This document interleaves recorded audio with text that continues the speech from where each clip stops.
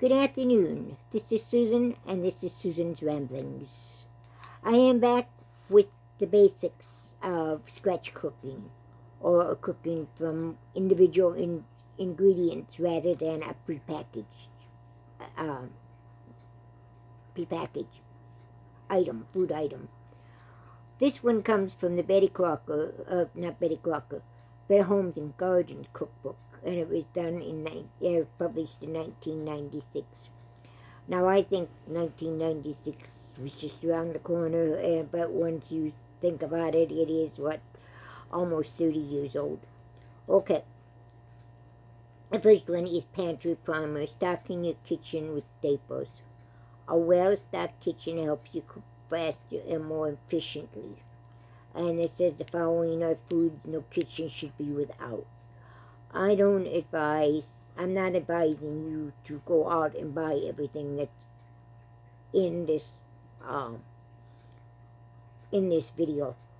You make your own choices. You buy and eat what you use. You buy what you use and what you eat. You don't buy what I might buy or what somebody else, your neighbor, might buy. Each of us are different. You have different, and it would be a sad world if we were all alike, right? But anyway, cheese. Goes on to tell you about different cheeses, different things about cheeses. And it's nice to have some kind of cheese in your pantry. But,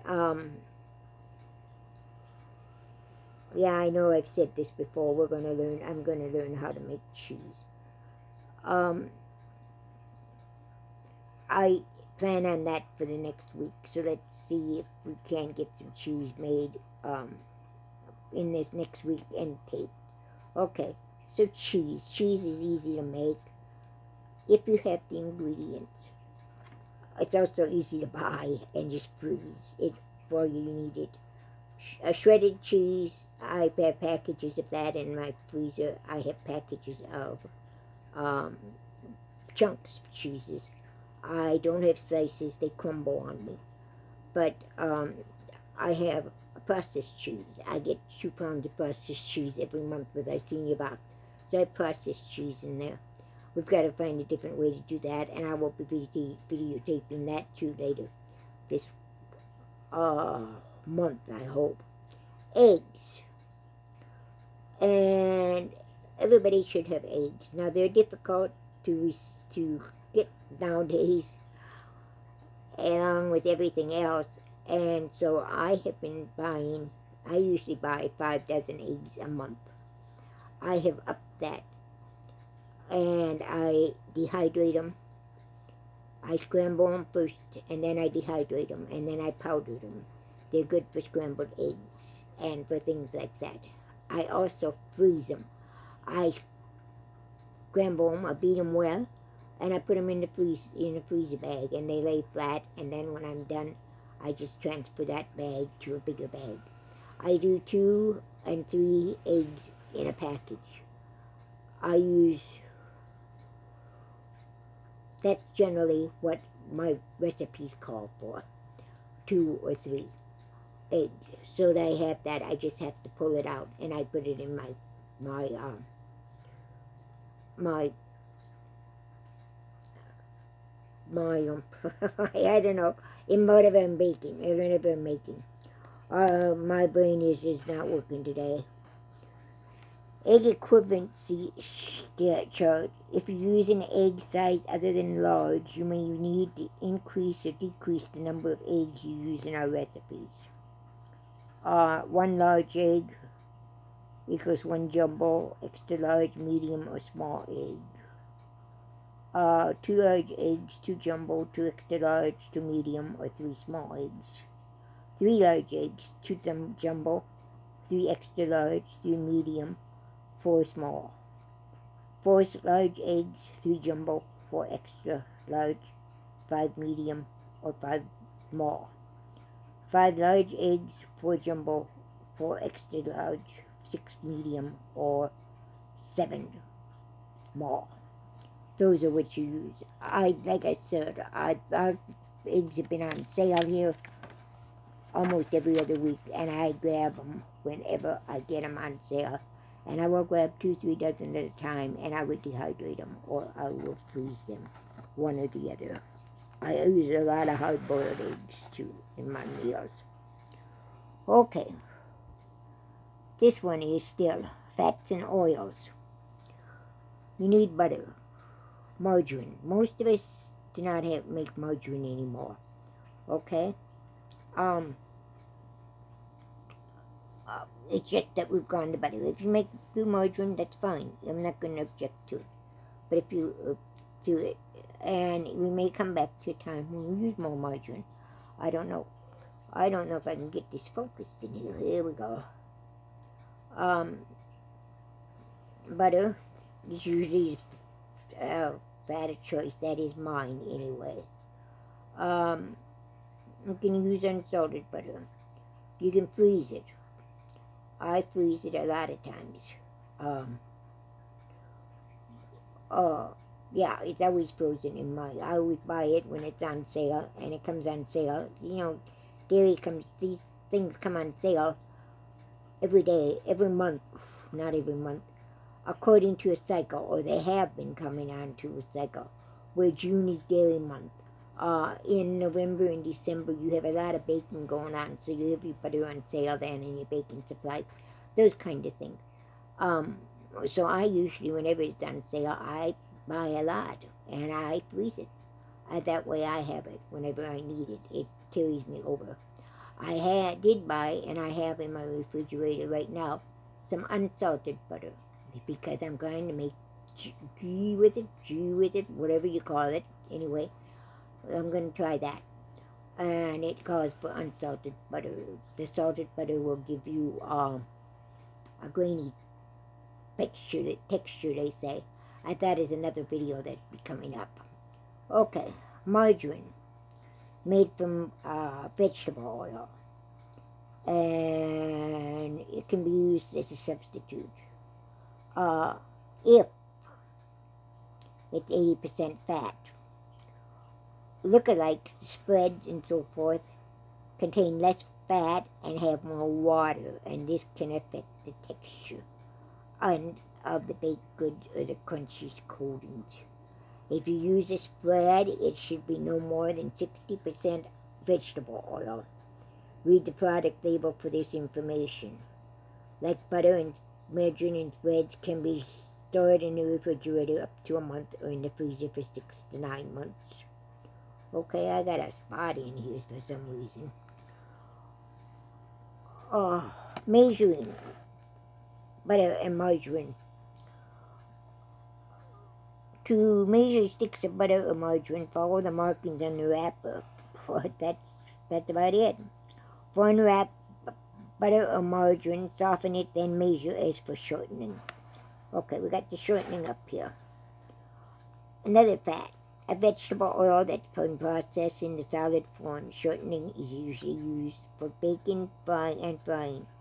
Plain and buttered flavored types may be used interchangeably.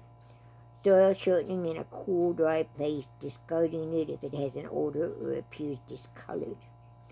To measure shortening, use a rubber spatula to firmly press it into a dry measuring cup, removing as many air bubbles as possible. Level it off with the straight edge of a spatula. Shortening is also available in sticks measured like your butter and your margarine. Shortening, when we're talking here, will be your vegetable shortening, will be like Crystal or your store brand shortening. It's always nice to have some of that on hand. If it goes rancid, and most of these things, if this stuff goes rancid, your cooking oils and your lard and your shortening, save them, because they can be used for oil, for lamps, okay, for lanterns. Don't throw them away. Lard, made from pork fat, and lard is sometimes used for baking. It's especially noted for producing light, flaky pie crust. We are getting back into lard, at least I am. That's the way I grew up. We had lard and we had shortening, butter and margarine. We never used the margarine for baking, period. It was only after I got married and butter was I had butter all the time because we had dairy, we were a dairy farm, that I started cooking and baking with butter. Okay. But when I was growing up, it was all shortening, and it was margarine, and it was lard, period. That was it. That's all we had. So I'm getting back into cooking with lard or baking grease. We had baking grease a lot. Cooking oils. We never had cooking oils when I was growing up. And, yeah, we use them. I use a lot of them. I use olive oil a lot. Or peanut. I stay away, or I try to stay away from those that are made with GMO things. And that would mean my corn, my sunflower, and so forth. But I do use them. Plastic cooking sprays. This is used, I use this when I don't want to grease the pan, and we didn't have that either. And you don't have to use as much as you think you do. It says, for safety, hold pans over your sink or garbage can when spraying to avoid making your floor and counter slippery. In cooking, you can substitute cooking spray for oil when stir-frying, but use it only over a medium heat. Now, I didn't know that. Okay? That's your cooking. That's your fats and so forth. We're going into flours. All-purpose flours can be used for everything. And then you have all-purpose. I mean, that's it. Flours for specific uses. This includes your bread flour, pasta flour, or pastry flour. Now, I don't have those. Cake flour, milk from soft wheat, is fine in feathery cakes, but it's too delicate for general baking. And to make your own cake powder, all you do is sift and sift and sift and sift and sift your all-purpose flour until it becomes fine. That's all the cake powder is. You just keep sifting it. And you may have to sift it up to 9, 10, 12 times in order to get it fine. But it does work. Self-rising flour is an all-purpose flour with added salt, and baking powder. You can make that yourself too by adding your salt and your baking powder. I believe it's 1/4 teaspoon of salt and 1½ tablespoons of baking powder per cup, I think. We may have to, we'll have to look that up, okay? Then it goes into measuring and storing your flour. Proper measuring of flour is critical. Too much flour can cause baked goods to turn out dry or sauces to become too thick. To measure flour, stir it in a bank or canister to lighten it. Gently spoon flour into a dry measuring cup or measuring spoon. Level it off with the edge of the knife. See below. To store, place seal a bag of flour in a sealed bag or transfer it to an airtight storage container. Keep it in a cool, dry space. All-purpose flour stays fresh for up to 15 months. Whole grain flour up to 5 months. For longer storage, keep flour in the refrigerator or freezer, bringing it to room temperature before serving. The only thing I would add to this is put it in the refrigerator for 2 or 3 days, freezer for 2 or 3 days when you bring it home, in order to kill any of the bugs or weevils that may be in it. Next one is whole wheat flour. This is used in breads, basically. Okay? Gelatin. Jello. Flavored and unflavored. If you're using gelatin, make sure it's completely dissolved. Yes, I know we've gotten away from Jello, but it is a good side dish. It's added. You can add fruits and vegetables or anything, basically anything to that Jello to make it more nutritious and to make it more appealing.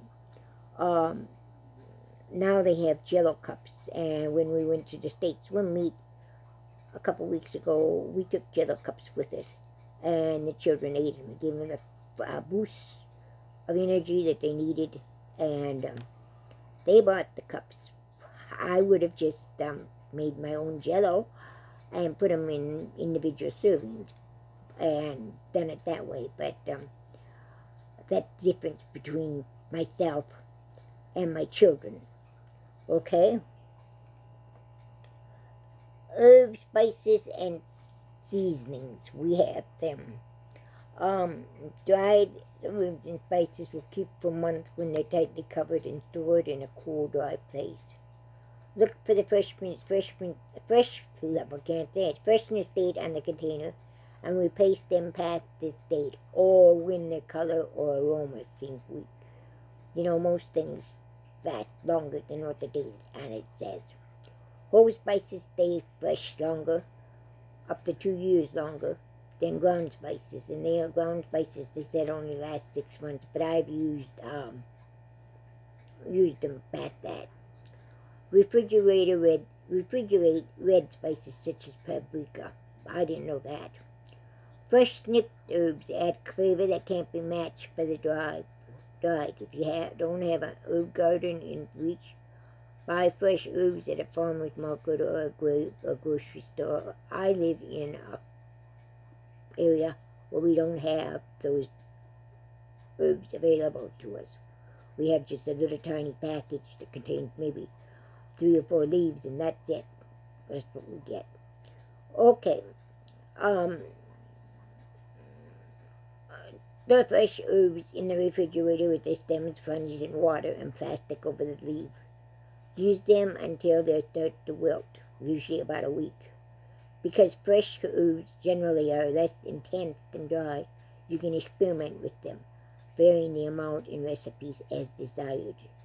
Dried, anything that you dry, we take the moisture out of it, but the flavor is concentrated into that small piece that is left. So they will be more intense than the others. I am not going into the rest of this for now. It's a seasoning blends. We'll do that tomorrow. But that is some of the well-stocked pantry. And I just did a video of the spices that I have in my stockpile. And that doesn't include the spices that I am using every day that are in my cupboard. And there are plenty of them, believe me. Every week I stock up on 1 or 2 spices. This week it's going to have to be nutmeg and cloves. Because I am short of them, and allspice. So, this is that for now. I hope you gained something. Yeah.